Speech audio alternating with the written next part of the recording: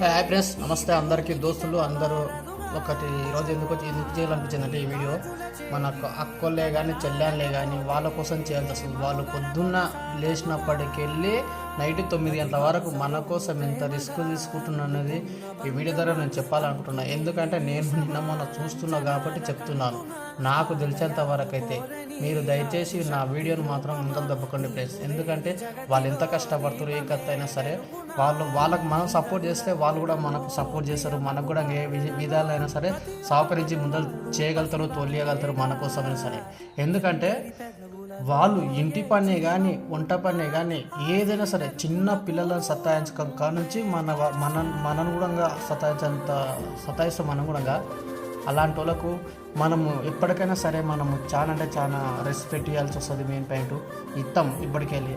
Please నా కోసం ఒక వీడియో అనేది సబ్స్క్రైబ్ చేయండి, లైక్ చేయండి, కామెంట్ కూడా చేయండి ప్లీజ్.